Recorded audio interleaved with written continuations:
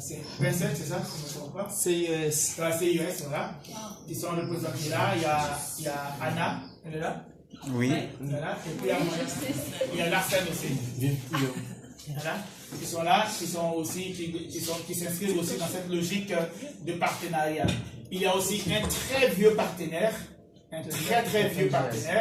qui, c'est vrai qu'il n'y a jamais eu de document de partenariat signé, mais que ce soit dans les travaux du groupe Migration et OMEG, ou que ce soit dans la vie, on connaît ces partenaires. Ils sont aujourd'hui l'un des partenaires quand même les plus incontournables sur la question migratoire. C'est nos amis du Forum tunisien pour les droits économiques et sociaux, le FTDS. Valentin? Oui. Voilà, merci d'être là. Et puis on a l'ancêtre des associations, hein, parce qu'il s'agit d'une association, la LDA, donc on n'est pas sorti de nulle part. Il y a une association qui est de migrants qui existe depuis 1993, c'est 25 ans quand même, qui nous a tous accueillis, qui nous a tous réunis et qui continue aussi à être en avant sur les questions des droits des étudiants et stagiaires africains en Tunisie, notamment la ESAT, qui est là de par son secrétaire général. Ferdinand? Le président Abakatur, pardon. On va lever sa famille. Merci d'être là, Abakatur. Voilà, qui est là avec une forte délégation. Donc, voilà, il s'agit d'associations, il s'agit de vision, il s'agit d'un continent, il s'agit de projets susceptibles de réunir les personnes qui pensent ou veulent travailler ensemble pour chaque jour rapprocher un peu plus les peuples du continent africain, voire les peuples du monde.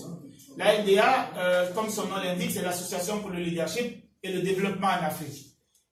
Je vais vous épargner tous les péripéties qu'on a pu avoir, parce que quand même au début ça ne s'appelait pas LDA, on s'est appelé ALC, après on est parti sur ULA et puis on nous a rappelé qu'on n'était pas un parti politique et qu'on n'avait pas le droit d'avoir ce nom, et ensuite on a opté pour la LDA. L'esprit n'a pas changé, le travail est resté le même, notre engouement, notre détermination à rapprocher les enfants de ce continent est resté le même. L'idée c'est simple, on s'est dit la Tunisie de par le hasard, nous a tous réunis dans le cadre des études. D'autres sont là pour des raisons professionnelles, d'autres sont là pour plusieurs raisons. Et vous savez, Einstein disait que le hasard, c'est l'élément que Dieu a trouvé quand il veut être anonyme. Donc, tout simplement, le hasard c'est pas quelque chose de vraiment de hasard, c'est quelque chose qui, pour nous, qui s'inscrit dans un destin, qui s'inscrit dans une destinée. Et donc, on a tout simplement utilisé ce que ce hasard a nous donné. On a décidé, on s'est dit, la Tunisie, il y a plusieurs nationalités. La ESAT en compte 19, mais aujourd'hui, si vous comptez sur le plan des nationalités africaines présentes en Tunisie, je dis bien africaines et non pas africaines subsahariennes, vous en avez au moins 28. Donc, on s'est simplement dit, si on monte un groupe qui veut travailler sur le continent africain, c'est par ici qu'il faut commencer. Il y a 28 nationalités, il y a 28 ambassadeurs potentiels, il y a 28 porte-voix potentiels, il y a 28 ponts. Car le pont humain, ce qui est extraordinaire avec un pont humain, c'est le fait qu'il peut aller, il va au-delà des frontières. Et aujourd'hui, quand on parle des questions migratoires, on parle des droits de mobilité. Ces droits de mobilité ou ces droits humains n'ont pas de sens si les êtres humains qui doivent les porter eux-mêmes ne puissent pas les comprendre ou eux-mêmes ne puissent pas travailler ensemble pour faire quelque chose. Chacun de son côté fait un truc isolé, c'est bien, mais ensemble, on va beaucoup plus loin. Et donc, voilà un peu l'idée qui a donné naissance à cette association. Notre slogan, c'est que nous n'avons qu'une seule Afrique et nous sommes son avenir. Tout simplement pourquoi? Parce que le continent africain repose aujourd'hui sur sa jeunesse. On parle de plus de 45% de la population jeune. Mais si on dit que le continent africain appartient à cette jeunesse, il faudrait que cette jeunesse déjà veuille de ce continent africain comme avenir. L'objectif de l'association, c'est de montrer aux jeunes Africains tout l'avantage qu'il y a d'être africain. Et oui, que cela n'en déplaise aux affreux pessimistes, nous nous inspirons d'une logique d'afro-optimisme. Nous pensons que l'Afrique a un avenir et qu'il y a une joie extraordinaire à en tirer du fait d'être africain. Donc pour nous, on s'est fixé comme objectif promouvoir les mobilités dans le continent afin de rapprocher les peuples, faire la promotion des institutions de l'Afrique, permettre aux jeunes Africains de connaître l'histoire de leur continent, dans la logique de renforcer leurs identités, promouvoir la paix, promouvoir le développement. Bon, là, je pense que vous avez la diapo devant vous. Oui, voilà. Ça avance. Ne vous privez pas liser parce que moi, je ne vois pas cette diapo. Voilà, c'est une bonne excuse pour oublier certaines choses. Mais, donc, Touré, oui. s'il te plaît, juste avant de passer, bon, pour qu'on fasse suivre le diapo, tu vas juste parler de l'ALDA, son existence depuis 2015. Oui, j'ai déjà vu. Voilà. Et le début des activités depuis mai 2016. Et puis voilà, tu passes. Ok. Donc voilà, donc notre vision c'était un peu ça. Alors nous avons commencé avant d'être reconnus. Ça il faut déjà mentionner. Nous avons commencé notre première activité. Nous avons organisé la Journée internationale de l'Afrique où nous avons eu pour partenaire la Maison des droits et des migrations, Tunisie Terre d'Asile, qui malheureusement n'est pas là aujourd'hui, qui est une structure qui nous a accompagnés depuis le début de cette aventure. Nous avons travaillé sur la culture, donc nous avons eu cette activité. Ensuite, ça c'était en 2015. Ensuite, notre deuxième activité a été notre premier congrès qu'on a organisé en novembre 2016. Et ensuite, nous avons en 2017, c'était en novembre 2015, pardon. Ensuite, en 2016, nous avons pu organiser un salon dédié aux langues et aux civilisations africaines, qui était le 19 et le 20 mai. Avant, le 16 mai, grâce au réseau Euromed, nous avons organisé une journée de travail sur la situation des migrants travailleurs en Tunisie. C'est d'ailleurs nous a donné l'idée de mettre en place notre projet que tout à l'heure ça va vous présenter, c'est le projet PATMT, qui est le programme d'appui aux travailleurs migrants en Tunisie, qui est un projet financé par le CCFD Terre Solidaire. Donc la dernière activité que nous venons de faire, c'était un colloque organisé sur les migrations et le développement, où nous avons eu vraiment l'OIM comme partenaire clé. L'OIM était déjà partenaire pour l'activité du Salon des langues et des civilisations, et ils nous ont renouvelé leur confiance également pour l'activité sur le colloque sur le développement et l'immigration. Et aussi, je vais vous piéger quand même, voilà. Au fait, ils vont nous aider encore pour notre activité qui aura lieu le 13 mai. Donc, il n'y a pas encore eu de documents officiels, mais je sais que tu vas. Tu peux plus reculer. Et donc, effectivement, c'est notre partenaire, c'est l'un de nos partenaires clés. Donc, comme nous le disions, nous n'avons pas pu pour le moment avoir de financement de la part de Mercy Corps, mais effectivement, ils nous ont toujours accompagnés, ils ont toujours été présents lorsque nous avons sollicité leur aide. Médecins du Monde aussi a été toujours là. Donc, voici un peu ce que nous avons mené comme activité.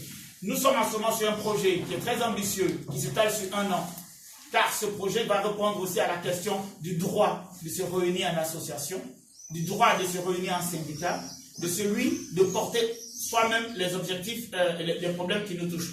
S'occuper des migrants, c'est très bien, beaucoup d'associations le font, beaucoup de structures le font, mais nous sommes d'accord avec cela. Mais nous pensons aussi que s'occuper des migrants et donner aussi la possibilité aux migrants eux-mêmes d'entreprendre, eux-mêmes d'agir pour eux-mêmes, aussi, ce n'est pas mauvais. Donc, juste nous, notre action, c'est juste une autre corde que nous allons ajouter à cet arc, à cette magnifique détermination qui la société civile tunisienne a déjà mise en place au lendemain même de la révolution.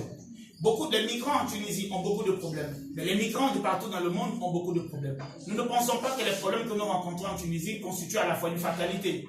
Nous pensons que ça veut dire qu'il faut juste retrousser un peu plus les manches et travailler ensemble. Mais pas travailler les migrants entre eux et les Tunisiens de l'autre côté. Mais non, travailler de façon inclusive et construire des ponts.